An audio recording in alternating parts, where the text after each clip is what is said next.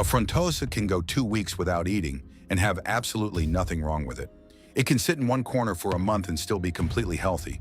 It can ignore every piece of food you drop in and just watch it sink.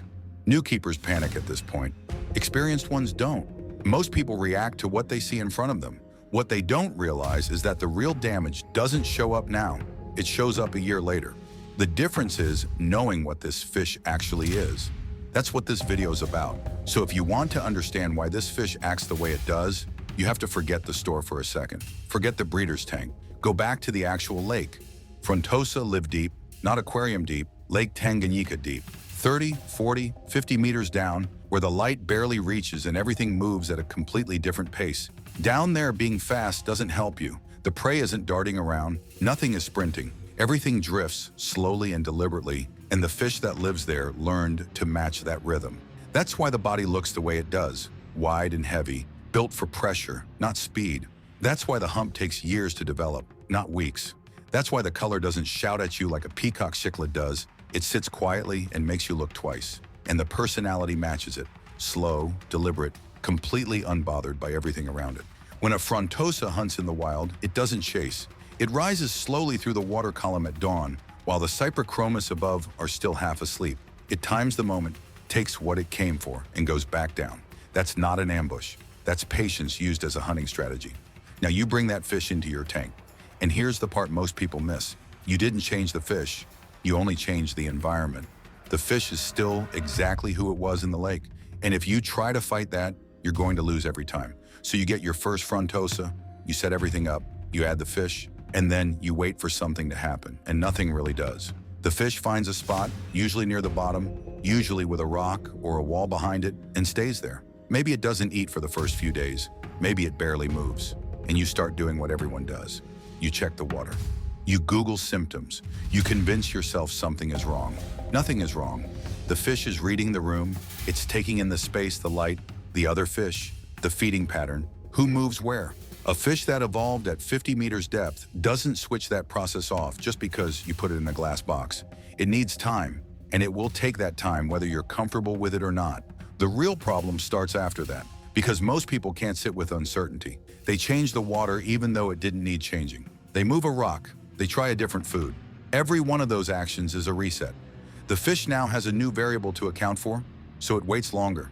The person gets more anxious and intervenes again. The fish waits again. I've seen this cycle repeat for months. Here's the part that matters. The damage from doing too much doesn't always show up right away. The tank looks fine. The fish eats, moves a little, seems okay, so you assume you're doing it right. But Frontosa problems don't explode. They settle quietly. Color that never fully develops.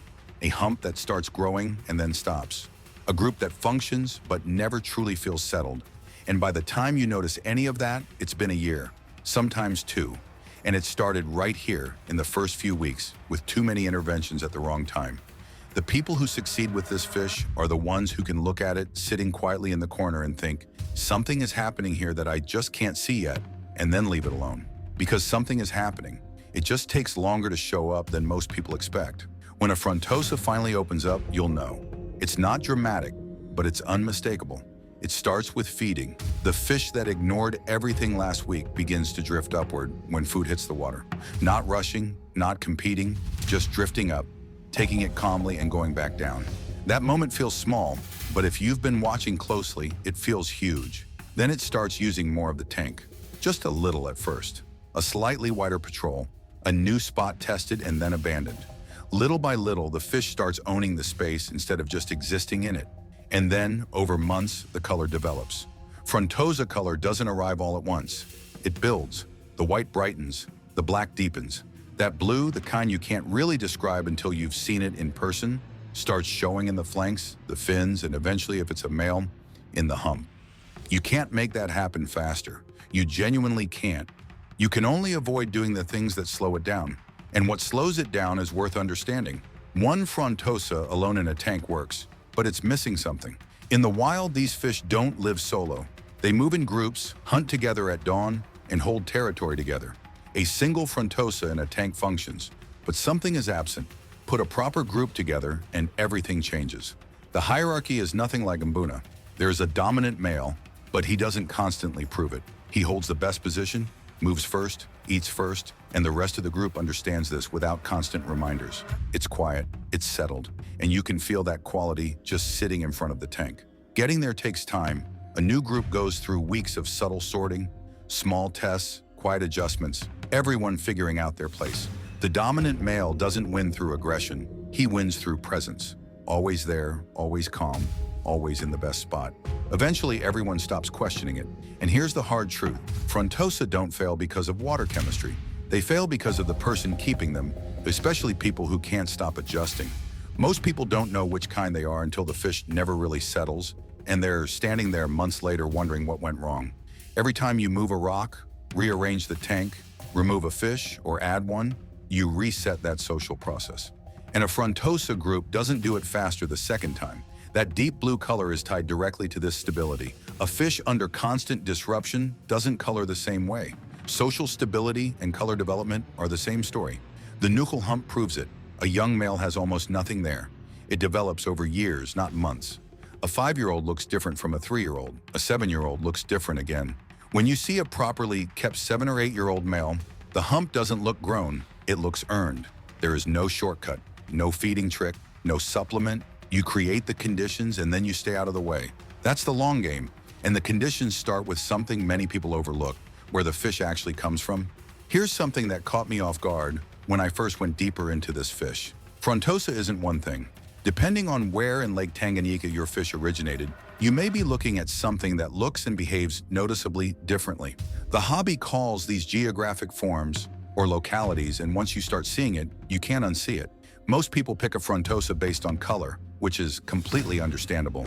You're going to be looking at this fish for the next 10 years. But that choice has consequences beyond color, and sometimes it turns out to be the wrong one. Not because the fish is bad, but because that particular locality has traits the keeper didn't account for. Slight differences in temperament, different growth rates, different responses to the water they're running. The Burundi is probably the most common. White body, broad black bands, a blue wash on the face and fins. It's the classic, the one that got most people into Frontosa in the first place. The Zaire blue is something else entirely. That blue isn't a wash, it's the statement. A fully developed Zaire blue male in good condition will genuinely stop you mid-sentence the first time you see one. Then there's the Kigoma, with a slightly narrower profile and different banding. The Kapili, which you don't see as often. The Kavala, sometimes called the blue Kavala, sitting somewhere between the classic look and the deeper Zaire coloration. If you're just starting out, you don't need to resolve all of this right now, but you should know it exists, because at some point you'll want to know not just that you have a Frontosa, but which one, where it's from, what it's actually capable of. The lake is 673 kilometers long, and these fish evolved under very different conditions. That history is in the fish you're keeping right now. Once you know what you've got, the next question is what kind of home it actually needs.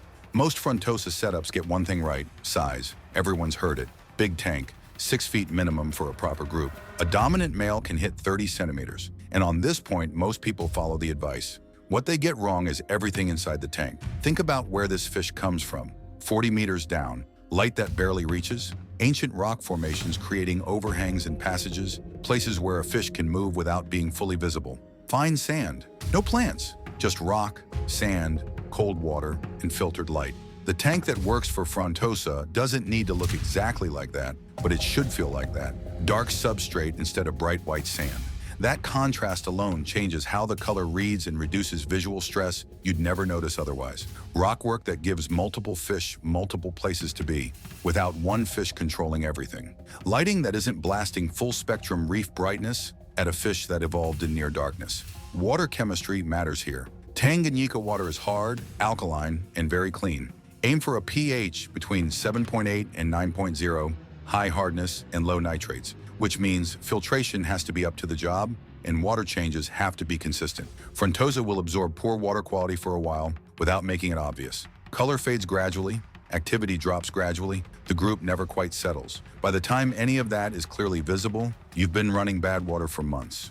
Temperatures should be slightly lower than most tropical fish, mid to low 20s Celsius. That deep, cold lake didn't produce a fish that wants to live at 28 degrees. Build it for the fish, not for the picture you want to post. Once the environment is right, feeding is where most people make their next mistake. Watch a Frontosa tank at feeding time if you haven't. It tells you everything. No rushing, no chaos. Food hits the water, the fish notice it, and they drift toward it like they're deciding whether it's worth their time. The dominant male goes first, not because he's fastest, but because that was settled weeks ago and nobody's revisiting it. He eats, the others move in, there's an order to it. Everyone knows their place. What you feed matters more than with most cichlids because these are predators. In the lake, they eat other fish, specifically Cyphotilapia caught at dawn. A diet built mainly on plant-based pellets will keep them alive, but it won't give you the growth, color, or condition this fish is capable of. Use carnivore pellets as the base, sinking ones. These fish aren't surface feeders, and training them to be goes against everything they are. Supplement with frozen krill, mysis, and silversides. Feed less than you think. Their metabolism is slow, and overfeeding creates water problems long before it creates growth. One more thing to know. A Frontosa can go off food for days, even weeks, and be completely fine. If it's adjusting, or if something's shifted in the group dynamic, it may simply not eat for a while. As long as the fish looks healthy, upright posture, clear eyes, no visible damage, that's a reason to watch, not panic. It will eat when it's ready, and once feeding is settled and the group is stable, something else becomes possible that you can't force or schedule. Breeding with Frontosa isn't something you set up, it's something you wait for. They're mouth brooders, but they take it further than almost any other cichlid.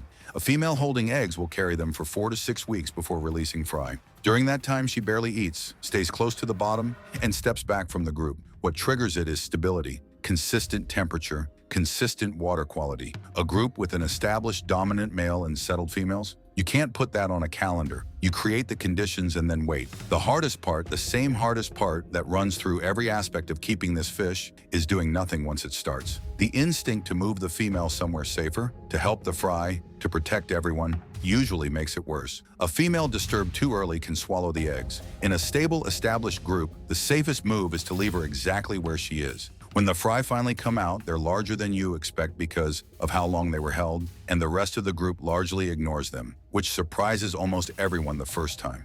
You don't see that in most cichlid tanks. Not everyone gets a spawn in the first year. Some wait longer, but when it happens after everything you've put into building that environment, that group, and that trust, it makes complete sense why you waited. Frontosa are not dramatic, and I want to be upfront about that. They don't rush the glass when you enter the room. They don't flare at reflections. They don't dig everything up overnight. They move slowly and eat calmly. On an ordinary day, a settled Frontosa tank can look like almost nothing is happening. But here's what long-term keepers notice. These fish are aware. A dominant male tracks movement outside the glass with slow, deliberate eye movements. Not startled, not darting, just noticing. A group that knows you will drift forward when you approach, not because you trained them, but because you became a known quantity. They assessed you, filed you away, decided you're not a threat. Most fish react to you, Frontosa observe you. That's different, and once you experience it, it's hard to go back. Most people leave the hobby before a Frontosa even matures, and that matters. The hump, the full color, the complete expression of what this fish can be,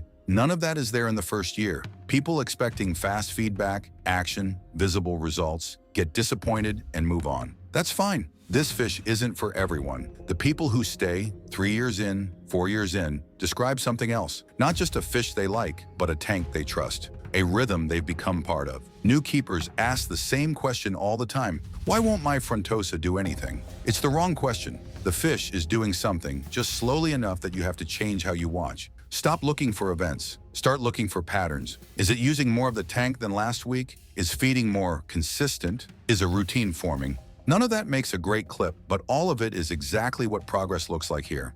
And if you stick with it, there's a day when you stop seeing a fish waiting to become something and start seeing a fish that already is what it's supposed to be, moving on its own schedule. That's the day it makes sense. This fish isn't for everyone. It's for people willing to measure time in years instead of weeks, who can look at stillness and see patience instead of failure, who understand that the things worth having don't announce themselves. It will test you early and reward you later. Frontosa doesn't teach you how to keep fish. It teaches you how to stop rushing everything else. The cichlid that refuses to be rushed will eventually show you everything it has. You just have to stop rushing. Look, everything I talked about here is the surface. The difference between a Frontosa tank that works and one that never quite gets there happens underneath that. I broke all of it down in a full video here on Dark Cichlids, from choosing your first group to what actually changes year by year, To the mistakes people only realize when it's already too late. It's already there. If this fish matters to you, watch that before you touch anything. Click the video on your screen and I'll meet you there.